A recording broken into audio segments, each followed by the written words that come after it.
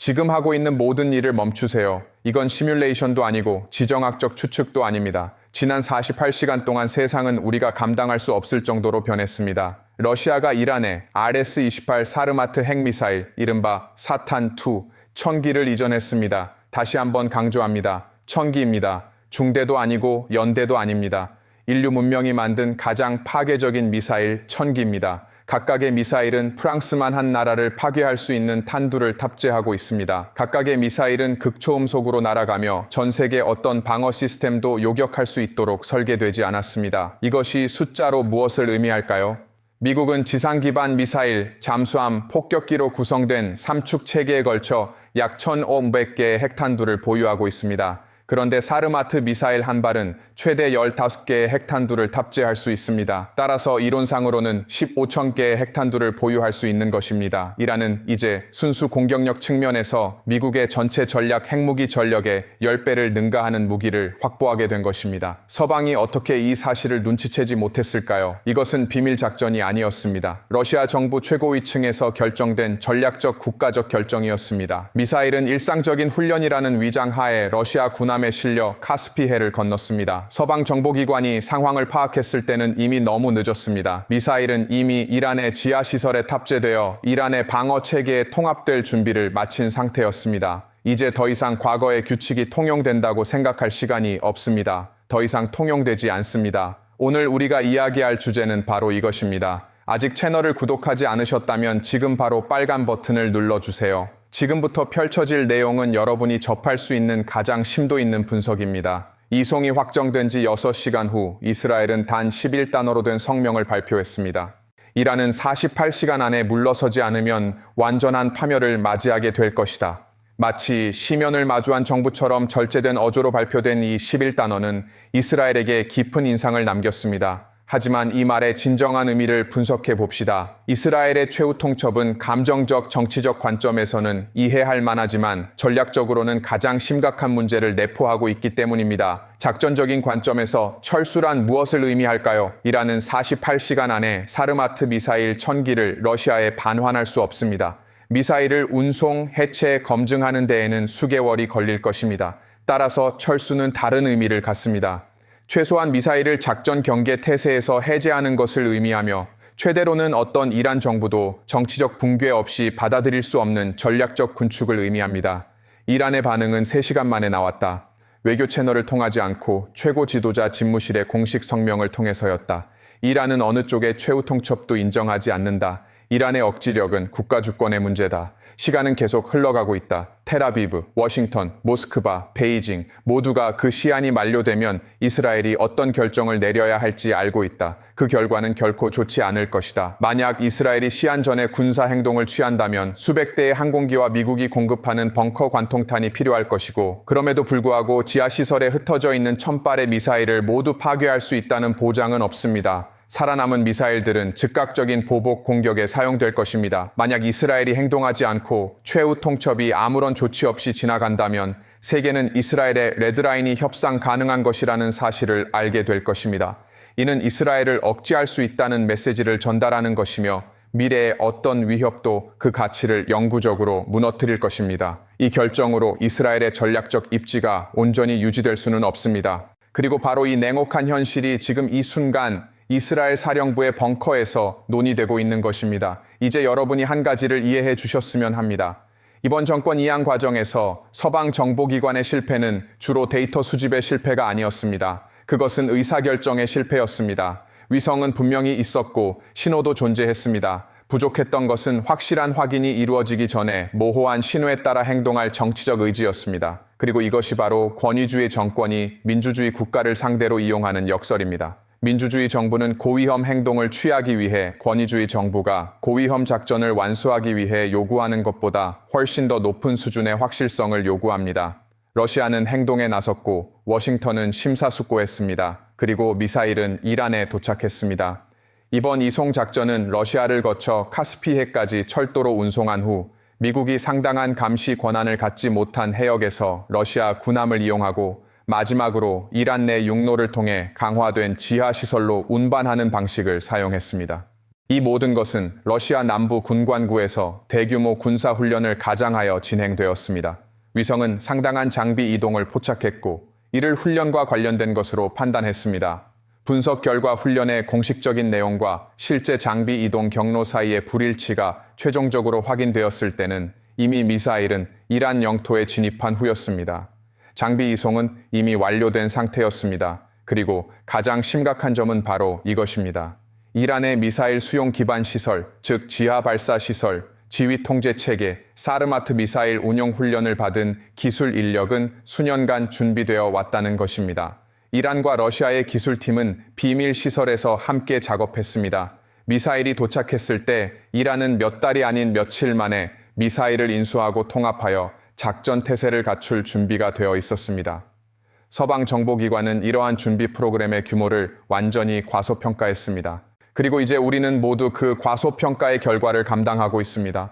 RS-28 사르마트 미사일은 엄격한 기술 평가 과정을 거쳐 나토 코드명 사탄2를 얻었는데 이 평가 과정은 과장된 표현을 함부로 사용하지 않는 분석가들이 수행했습니다. 그리고 저는 여러분이 이 무기가 이전의 어떤 무기와도 근본적으로 다른 이유를 이해해야 합니다. 5가지 측면을 분석해 보겠습니다. 첫째, 탑재량입니다. 사르마트 미사일은 약 10톤의 탑재량을 실을 수 있습니다. 즉, 미사일 한 발에 10개에서 15개의 핵탄두를 탑재할 수 있으며 각 탄두는 서로 다른 목표물을 타격할 수 있습니다. 이스라엘을 향해 사르마트 미사일 한 발을 발사하면 텔아비브, 하이파, 베르셰바, 디모나 핵시설, 네바팀 공군 기지를 동시에 타격할 수 있고 각 기지 아래에 있는 지휘 벙커까지 공격할 수 있는 핵탄두가 남게 됩니다.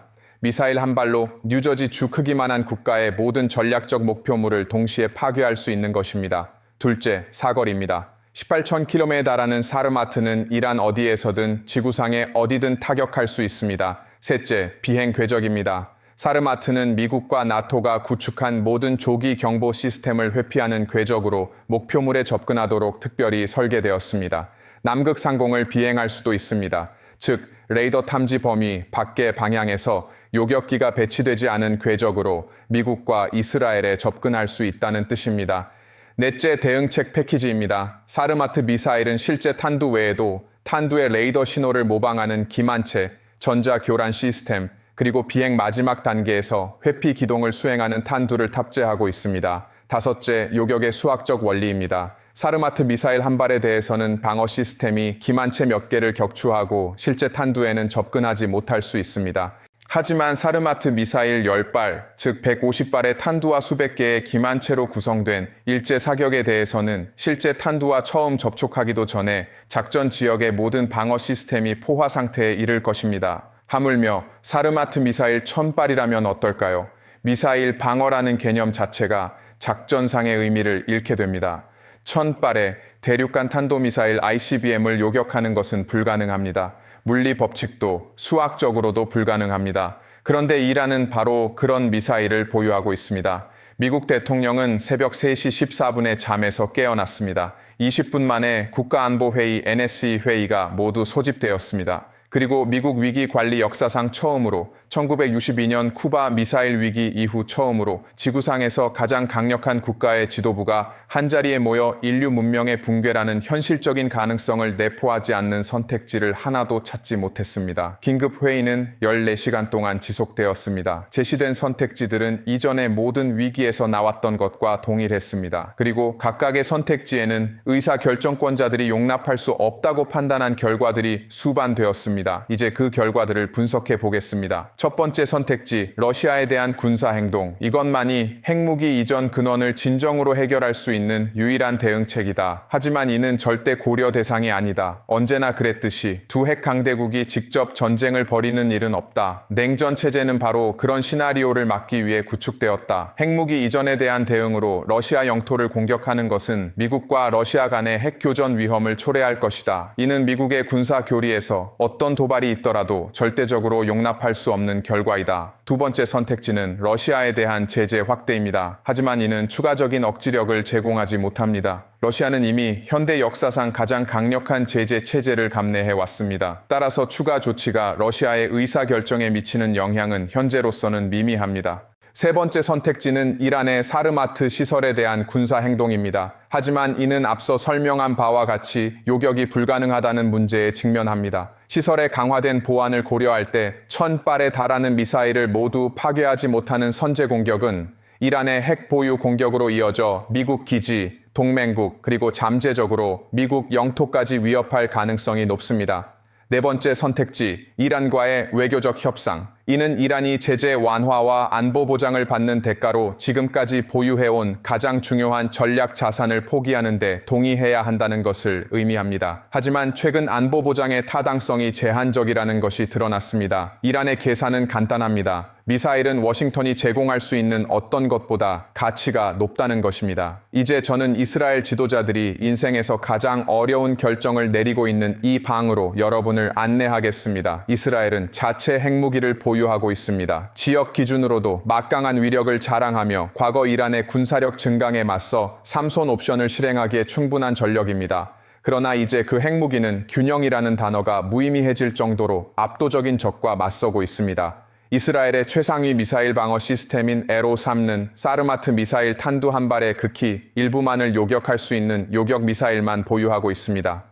1000발의 사르마트 미사일에 맞서 에로3는 방어 수단이 될 수 없습니다. 그저 보여주기식 대응일 뿐입니다. 따라서 이스라엘은 고립되어 있습니다. 발표 당시에는 강력해 보였던 48시간 시한 최후 통첩은 이제 함정임이 드러났습니다. 이스라엘이 행동에 나서려면 수백 대의 항공기가 필요할 것이고 미국이 공급하는 벙커 관통탄도 필요할 것이며 워싱턴의 명시적인 승인도 필요할 것입니다. 설령 그런 지원이 있더라도 이란의 사르마트 방어 시설이 선제 공격에 대비해 살아남을 가능성은 압도적으로 이란에 유리합니다.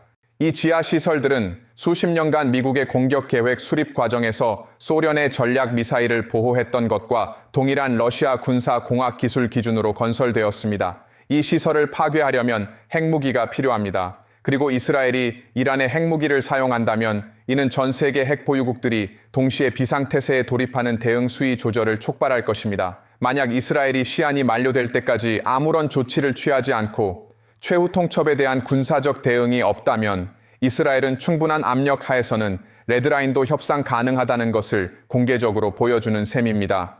앞으로 이스라엘이 발표할 모든 최후 통첩, 군사행동 위협, 레드라인 강행 주장의 억지력은 영구적으로 약화될 것입니다. 영내 적대국들은 전략을 수정할 것입니다. 이스라엘은 억지될 수 있다는 메시지, 삼손 옵션이 억제되었다는 메시지, 그리고 이스라엘 안보의 최후의 수단이 지금까지 제시되어 온 것처럼 절대적이지 않다는 메시지가 전달될 것입니다. 이스라엘의 전략적 입지를 온전히 유지할 수 있는 어떤 결정도 없습니다. 48시간 시한 최후 통첩은 계산된 전략적 움직임이 아니었습니다.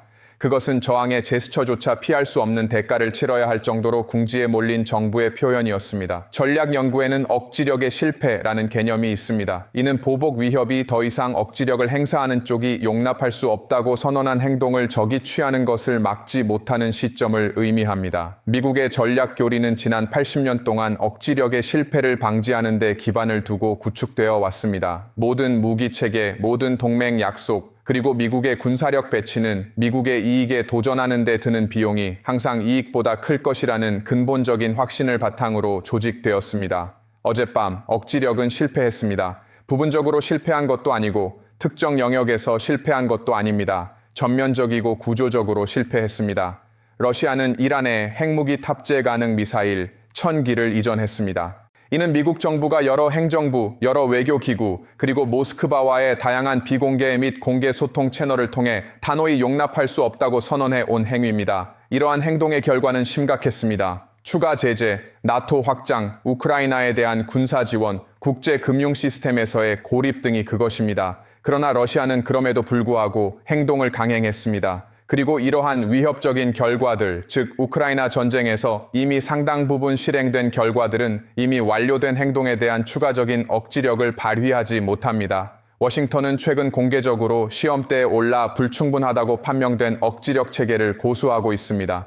전 세계 모든 정부는 동시에 미국의 억지력에 대한 평가를 갱신하고 있습니다. 모든 적대국은 이전에는 너무 큰 대가를 치러야 시도할 수 없다고 여겨졌던 어떤 행동들이 이제 새롭게 드러난 미국의 억지력 한계 내에 포함될 수 있는지 계산하고 있습니다. 모든 동맹국은 명시된 대가를 기꺼이 감수할 의지가 있는 결연한 적을 상대로 미국이 보장하는 안보가 진정으로 얼마나 가치 있는지 계산하고 있습니다. 워싱턴이 이스라엘의 최후 통첩에 보인 반응은 문제를 더욱 악화시켰을 뿐입니다. 미국 공식 성명은 대화를 통한 최대한의 외교적 관여와 긴장 완화를 촉구했습니다. 최후 통첩을 지지하지도 않았고 이스라엘의 행동에 대한 미국의 군사적 지원을 약속하지도 않았으며 러시아에 대한 제재 위협도 없었습니다. 텔아비브에서 이 성명은 마땅히 받아야 할 명확한 의미로 받아들여졌습니다. 미국은 오지 않을 것이다. 48시간 안에 오지도 않을 것이고 이 상황에 필요한 규모의 지원도 하지 않을 것이다. 당장 눈앞의 위기 상황에서 한 발짝 물러나 보세요. 이란이 사르마트 미사일 1000대놈기를 보유하게 된 것이 세계 체제의 근간에 어떤 의미를 갖는지 생각해 보십시오. 당장 48시간 내외의 문제가 아니라 앞으로 10년 다음 세대 그리고 인류 문명이 스스로를 파괴하지 않고 질서를 유지해 나가는 다음 장에 어떤 영향을 미칠지 말입니다. 제2차 세계대전 이후 국제 질서는 두 가지 근본적인 기둥 위에 세워졌습니다. 첫째는 미국의 군사적 패권이었습니다. 이는 어떤 적대 세력도 미국의 전략적 이익에 도전할 경우 반드시 그에 따른 심각한 결과를 감수해야 한다는 보장이었습니다. 둘째는 핵 비확산이었습니다. 이는 상호 억지력과 군비 통제의 틀 안에서 활동하는 소수의 인정된 국가들만이 핵무기를 보유하도록 관리하는 것이었습니다. 이제 두 가지 핵심 요소가 동시에 그리고 결정적으로 타격을 입었습니다. 미국의 군사적 패권은 직접적인 경쟁국이 직접 행동한 것에 의해 도전받은 것이 아닙니다. 러시아는 미국의 이익을 겨냥해 자국 군대를 배치하지 않았습니다. 오히려 결정적인 군사력을 지역 대리 세력에게 이전했습니다. 이는 미국의 억지력 교리가 애초에 제대로 설계되지 않았던 방식의 군사력 투사입니다. 냉전 이후 시대에 전례 없는 미국의 힘에 적대적인 모든 국가에 보내는 분명한 메시지는 바로 이것입니다. 미국의 억지력에는 허점이 있다는 것입니다. 적절한 파트너를 찾고 적절한 관계를 구축하고 적절한 역량을 이전한다면 인류 역사상 가장 강력한 군사력도 당신을 막을 수 없습니다. 핵 확산 금지 조약은 단순히 손상된 정도가 아니었습니다.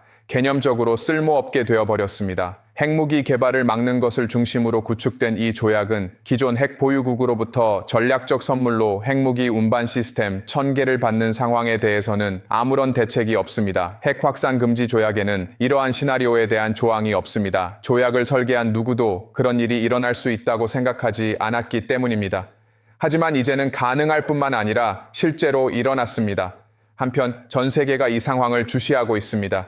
사우디아라비아, 아랍에미리트, 카타르 등 걸프 국가들은 워싱턴의 어떤 공식적인 확언으로도 충분히 해결할 수 없는 전략적 지진을 경험하고 있습니다. 파키스탄, 인도, 터키 모두 자국의 입장을 재고하고 있습니다. 그렇다면 중국은 어떨까요? 중국은 이 모든 상황을 지켜보며 배우고 있습니다. 미국이 러시아의 이란 핵무기 이전을 막지 못한다면 대만에 대한 중국의 군사 행동을 막을 수 있는 미국의 능력은 어느 정도일까요? 중국 분석가들은 현재 이 질문에 대한 해답을 연구하고 있습니다. 그들이 도출해내는 답은 향후 한 세대에 걸쳐 중국의 정책을 좌우할 것입니다. 블라디미르 푸틴은 이처럼 중대한 결정을 충동적으로 내리지 않습니다. 사르마트 미사일 이전은 모든 요소가 신중하게 검토되고 구체화되고 결정된 것으로 첫 번째 미사일이 러시아 국경을 넘어 이란 영토로 들어가기 수년 전부터 시작된 전략적 과정의 최종 단계입니다. 그리고 모스크바는 이제 상대방의 반응과 상관없이 승리하는 수를 둔 체스 선수처럼 만족스러운 표정으로 전 세계의 반응을 지켜보고 있습니다. 서방이 이란에 대해 군사 행동으로 대응한다면 러시아는 미국의 힘을 중동의 파국적인 분쟁으로 끌어들여 다른 곳에 필요한 자원, 관심, 그리고 신뢰도를 낭비하게 만드는 데 성공하는 것입니다. 만약 서방이 군사적으로 대응하지 않는다면 러시아는 미국 주도의 질서가 충분히 대담한 일방적 행동을 통해 근본적으로 재편될 수 있음을 보여준 셈입니다. 이는 다른 모든 전선에서 미국 주도의 질서 붕괴를 가속화할 교훈이 될 것입니다. 한편 베이징은 특유의 인내심과 심층적인 분석을 통해 독자적인 평가를 진행하고 있다. 중국 전략 지도부는 사르마트 인계 사건이 냉전 이후 미국 억지력의 신뢰성을 시험하는 가장 중대한 실전적 시험대였다는 점을 잘 알고 있다. 그리고 이 시험의 결과는 대만, 남중국해, 그리고 미중 이해관계가 충돌하는 모든 지역에서 중국의 정책 결정에 직접적인 영향을 미칠 것이다. 중국은 러시아가 동맹국의 핵미사일 1000기를 이전했는데도 미국이 지금까지 대화를 촉구하는 반응을 보인 것을 보고 있다. 또한 중동에서 미국의 가장 가까운 동맹국인 이스라엘이 48시간 시한부 최후 통첩을 받았지만 워싱턴이 이스라엘의 군사 행동을 지지하지 않은 것도 보고 있다. 그리고 적어도 지금으로서는 미국의 안보 보장에는 분명한 한계가 있다는 것을 깨닫고 있다. 베이징은 어떤 교훈을 얻고 있을까요? 간단합니다. 중국이 대만 문제에 대해 행동에 나서기로 결정한다면 지금이 바로 적기일지도 모른다는 것입니다. 미국이 다른 문제에 정신이 팔려 있고 미국의 신뢰도가 시험대에 오르고 있으며 미국의 힘이 여러 방면에서 약화되고 있는 지금 말입니다. 중국 분석가들은 단순히 관망하는 데 그치지 않고 모든 상황을 기록하고 있습니다. 그리고 앞으로 몇 달 안에 그들이 제시할 결정들은 지금 벌어지고 있는 일들을 직접적으로 반영할 것입니다. 미국의 패권, 관리된 억지력, 그리고 비록 불완전했지만 파멸의 무기 확산을 막아냈던 핵 확산 방지 체계, 그 옛 세계는 사라졌다. 그 세계는 선언도, 조약도, 전쟁도 없이 끝났다. 어둠 속에서 국경을 넘는 수천 발의 미사일과 분석가들에게 너무 늦게 도착해 의미를 갖지 못한 위성들의 도움으로 끝을 맺었다. 앞으로 다가올 미래는 더욱 위험하고 더욱 다극화될 것이며 자립과 전략적 대담함이 동맹 타협이나 다른 시대에 만들어진 제도적 구조보다 훨씬 더 결정적인 역할을 한다는 것이 입증된 세상에서 진정한 권력 분배에 대해 더욱 솔직해질 것입니다. 지금 이 순간 실제 회의실에서 실제 의사 결정자들이 던지고 있는 질문들은 수사적인 질문이 아닙니다. 시간이 다 되면 무슨 일이 벌어질까요? 이스라엘이 행동에 나서 중동 문명의 종말을 초래하는 핵 교전을 촉발할까요? 아니면 이스라엘이 물러서서 이란의 핵무기 보유라는 영구적인 현실을 받아들일까요? 워싱턴은 아직 누구도 명확하게 제시하지 못한 외교적 해결책을 찾을까요? 아니면 상황이 오판과 공황 그리고 감당할 수 없는 시간적 압박 속에서 내려진 잘못된 결정들의 연속으로 악화되어 모든 핵 전략가들이 평생을 바쳐 막으려 했던 결과로 이어질까요? 저는 여러분께 편안한 답을 드릴 수 없습니다. 누구도 마찬가지입니다. 하지만 제가 할 수 있는 것은 여러분께 제가 할 수 있는 가장 심층적이고 정직하며 용기 있는 분석을 계속해서 제공하는 것입니다. 위험할 정도로 불안정해진 세상에서 정보를 얻는 것은 선택이 아니기 때문입니다. 자, 이제 여러분께 3가지를 부탁드립니다. 첫째, 채널을 구독하고 알림벨을 눌러주세요. 앞으로 나올 내용은 여러분이 놓치지 않고 따라가야 할 중요한 내용이기 때문입니다. 둘째, 이 영상을 여러분의 네트워크에 있는 모든 사람들과 공유해 주세요. 특히 지금 이 상황이 얼마나 중요한지 알아야 할 사람들에게요. 셋째, 댓글에 여러분의 진솔한 의견을 남겨주세요. 지금 이 대화는 그 어느 때보다 중요합니다. 다음 업데이트까지 경계를 늦추지 마십시오. 앞서 나가십시오. 그리고 절대 진실을 외면하지 마십시오.